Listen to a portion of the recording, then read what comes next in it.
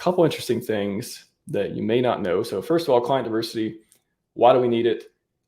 Two things off the top of my head.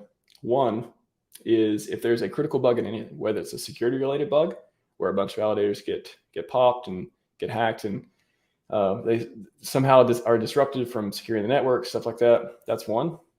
You want there to be diversity. You want there to be different software, different clients, different configurations. So there isn't like one exploit that just takes them all down or hacks all of them and disrupts the network, stuff like that. And two, if there's some other related bug, which is not even maybe remotely, you can't, it's not like an exploit, it's not a vulnerability. It's just there's some devs make an update and things go badly and it starts affecting the clients. You don't want the entire network to go down. If everyone's only running Aragon and Prism or Geth and Lighthouse, then if there's ever a bug in Geth and that affects Geth and Lighthouse or Prism and Aragon or any kind of different stuff like that, or it just affects Lighthouse and we got Prism running on other nodes and stuff, you don't want the entire network to go down. So if everyone's running the same client, it's much more likely if there are some critical issues that happen that it drastically affects the network. So client diversity, they kind of hit it on the head here. Client diversity is not optional. It's critical, and they have some stats here. Somebody's ran the numbers. If a single client is used by 2/3 of validators, there's a real risk in just disrupting the chain. I think these are going to, let's see, there's some different articles that link to the different effects that majority of things going down, a majority of control networks. I went over this before, I think on Validator AMA, which is pretty interesting. So you can tune into that or check out the previous ones too. But essentially, you don't want everyone running the same clients because of critical bug, things go poorly.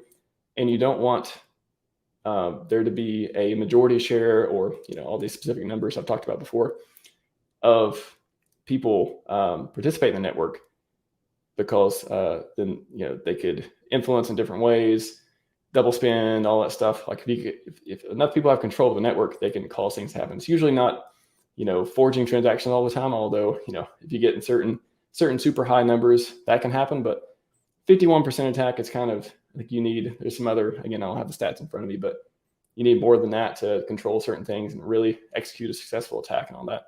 So anyways, decentralization is good. That's the thing. And client diversity is decentralization in a way analogous to running different clients. So there's 4 clients we use that have been forked by the PulseChain dev team. Geth, Aragon are the 2 execution clients, and Lighthouse and Prism are the 2 consensus clients. So it's interesting too, because my scripts use Geth and Lighthouse. So I'll put the GitHub up here. So if you're not familiar, I can show you on that too. So mine use, let's see if I should put it, description. Where is it? Environment. It's in here somewhere. Talks about using Geth and Lighthouse. Anyways, mine use Geth and Lighthouse. And I think, let's see. Let me find feeder script or feeders guide script deal. Install validators. I think he uses Prism.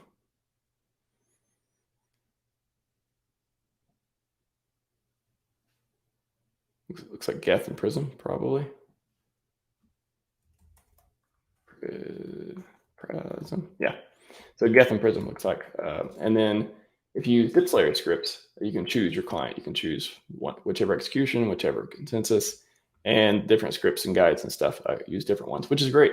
So if a lot of people are not setting it manually, if most people running validators are using some sort of script or guide, and those scripts and guides use different clients, have different preferences, talk about how to set up the different ones, that helps the client diversity.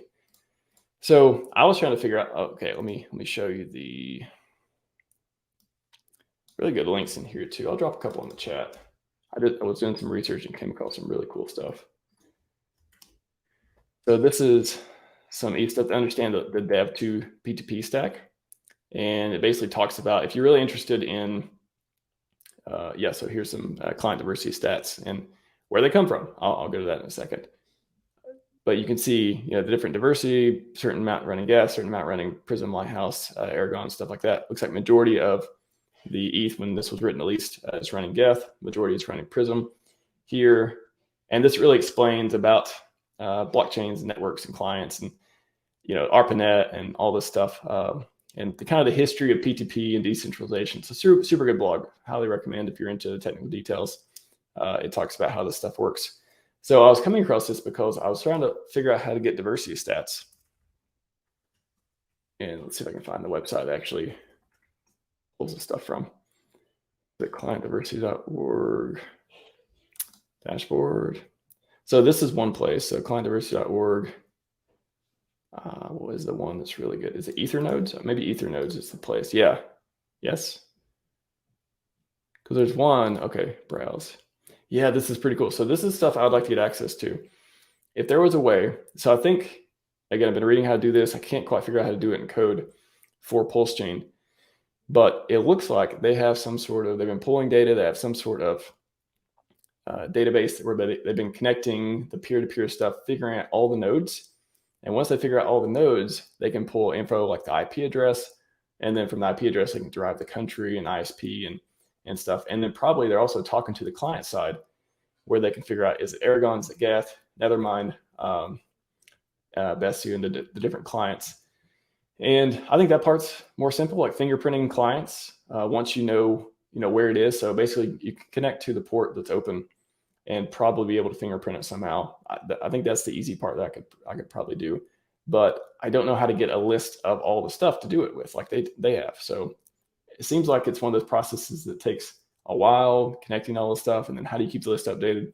It seems like a very big project to do. If it was something simple, I was just trying to like, hey, here's a script that can kind of pull this stuff down and store the data somewhere. But this is really cool because you can search for, first of all, you can get stats. You can see how many clients are using the different, or how many nodes and validator nodes are using the different clients.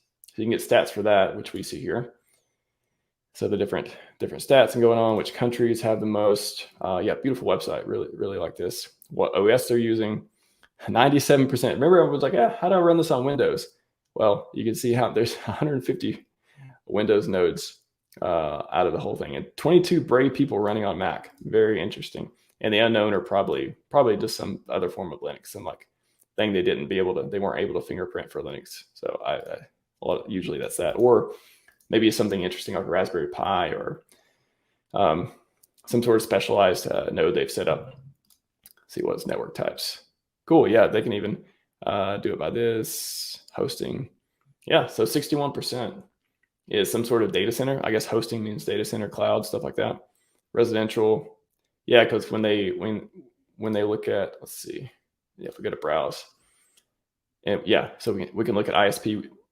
There's a ability to see the different IP blocks and who they belong to, whether they belong to AWS or Oracle Cloud or Microsoft Cloud or Google Cloud or some other data center, versus they can tell if you're running ISP at home or some other non-commercialized hosting service. So anyways, I think it's a much bigger project than I was originally thinking, but this is really cool to be able to get the versions, get the clients, see the OS. Again, last seen. So if I were to imagine how they're doing it, they're probably peering and with their own node or with some other the dev to dev to PTP stuff that I was talking about here. And then they're just like basically adding them to a database and then polling them every once in a while to see if they've changed or did they go offline or did they upgrade their version or change the client or anything like that. So having this information is super interesting, and I hope PulseChain has this kind of. Hope we have pulsenodes.org sometime. I think that's just super cool to be able to go through the clients and see their different stats and get client stats. Again, we want to know how diverse we are. So PulseChain, if there's ever a bug in Geth or Aragon or Prism or Lighthouse, we know how diverse we are. We know if there ever is a bug, what portion of the network may not be working properly. And we can sort of see, okay, if we have 50% of people or 70% of people using Geth and Lighthouse and 30% using Prism and Aragon or something, then we know that, okay, it'd be nice if we onboarded more people who are validators to use the other ones, and sort of, that kind of thing too, which is just good to know. And you can sort of determine some things once you have the information. So if anyone knows how to do this, if it's simpler than I'm thinking, let me know. But I haven't figured out an easy way to do it without really, I don't know, maybe you never know. Maybe it'll turn into a bigger project sometime too. But yeah, I thought that was interesting to discuss the node diversity, why it's important. If there are critical bugs, if there are, security stuff or otherwise, we can determine what portion of the network, where we need to bump up the numbers, or it'd be nice to at least, what portion could we lose if there is a bug here or there, and then we'll know how confident we are the network's still going to be okay if a bunch of the nodes go down, unfortunately, because of some bug or otherwise.